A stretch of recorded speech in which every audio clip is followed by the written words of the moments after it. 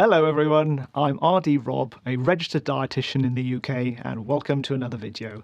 This week I wanted to discuss some general principles that are all evidence-based for weight management.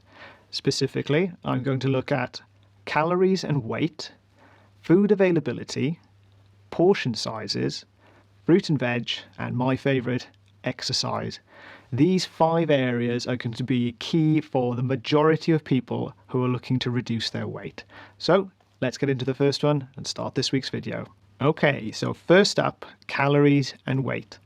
I want to propose the question, do adults with overweight or obesity consume a similar number of calories to adults of a healthy weight? So the answer, based on self-reported food diaries, adults of a healthy weight, overweight or obesity tend to consume similar amounts of calories. However, what does differ quite significantly is the type of calories they consume. Generally, adults with obesity tend to consume more calories from fat and fewer from carbohydrate, fruit and fibre than those of a healthy weight. BMI appears to be lowest in those that consume the least amount of fat and the most amount of fibre. So what are the takeaways here? Look at your diet. Examine what types of food are you eating. Are you eating heavily processed food? Are you eating foods that are very high in fat, low in fibre? And are you eating very little fruit? If this is you, then make some small changes. Start to introduce more whole grains into the diet.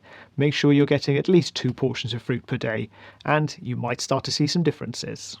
Next, I wanted to talk about food availability. So research suggests that our proximity, accessibility, and the visibility of food influences our weight quite significantly. So what do each of these mean then? Proximity would just be how close do you live to a supermarket, to a convenience store, to some takeaways. Accessibility would tie into how easy is that food to access. Certainly with the amount of home deliveries that are very affordable, this has increased significantly, especially over lockdown. And then visibility, so this is something we might have a little bit more control over. Certainly there's a lot more food advertisement, so that's going to fall into that category.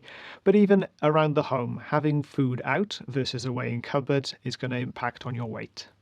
Maybe for those particularly tempting foods, keep them on a higher shelf at the back of the cupboard, locked in a little tin box, wrapped in some foil. I'm only joking.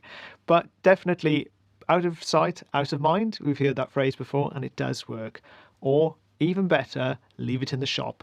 If you've got to walk 5 minutes to the local corner store every time you fancy a chocolate bar, I'd wager you wouldn't have them as often as you would if they were just on the counter in front of you. So what about outside of the home? Well, this is why it's really important to lobby governments and employers to call for healthy workplaces and healthy schools and healthy environments for all, because I don't think we should be constantly tempted by a food environment that's trying to get us to eat. It should be a decision we make when those internal cues are there that we're hungry, and then we can make a decision based on that, not constantly being prompted to eat and to pick up food and to, buy the latest chocolate bar because it's there in front of us. Third on today's list was portion sizes. So do adults with obesity or overweight have a different perception over portion sizes than those of a healthy weight? Although at the beginning I said the main difference is the type of calories, for some it is the portion sizes that are problematic. This might be particularly true for those who have an attachment to food and use it as a comfort. We call this emotional eating, and it's definitely something a lot of people recognise within themselves. If this is something that you recognise, then maybe this is an area you need to focus on. With emotional eating, people will tend to use food as a reward. So instead of just eating for hunger, they'll use it as a pick-me-up at the end of a hard day of work. If portion sizes are something you struggle with, what can you do? Well, one of the first starting places is to just look at the size of the plates or bowls in your kitchen. They've definitely gotten bigger over the years, so maybe going for a portion control plate or bowl can help bring this down. We do tend to, in the UK especially, just fill the plate or bowl we've got and make a point of finishing it as well. Other strategies include using meal delivery kits.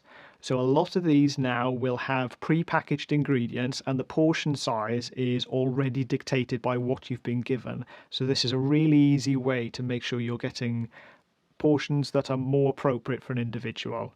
And number 4 on today's list was fruit and veg. So this is a really nice one. Quite a few RCTs, so these are random controlled trials, have shown that those who eat more fruit and veg tended to have a lower BMI. So what are some ways you can increase your fruit and veg intake? Start at breakfast. If you usually have cereal, maybe try adding in some chopped banana or apple. Or if you like a cooked breakfast, just make sure you're getting some grilled tomato and mushroom on there as well. And for lunch, add some crunch to your sandwich with some iceberg lettuce, or add some carrot sticks on the side.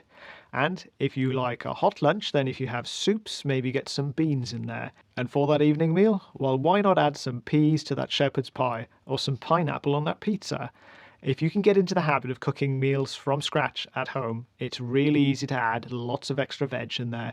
And don't forget, tinned and frozen all count too. And today's final section was exercise. So there is now significant evidence to suggest that those who exercise regularly, even if overweight, compared to those who don't exercise at all, have a lower risk of all-cause mortality. It's something I've said before, that if there were a wonder drug out there, it would be exercise. Exercise is great for so many aspects of our health, including our weight.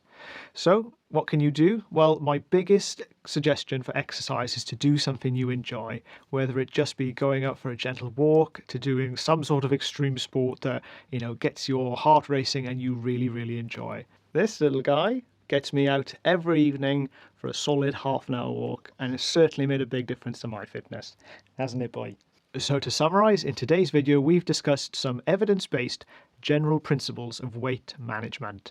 We specifically looked at weight and calories and how it's often not the amount of calories, but more the type of calories that can impact on weight.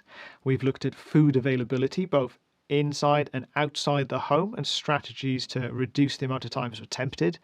We've looked at portion sizes and how we can use plates to reduce the portion sizes, or recognizing if there are other reasons such as emotional eating that are contributing to the large portion sizes.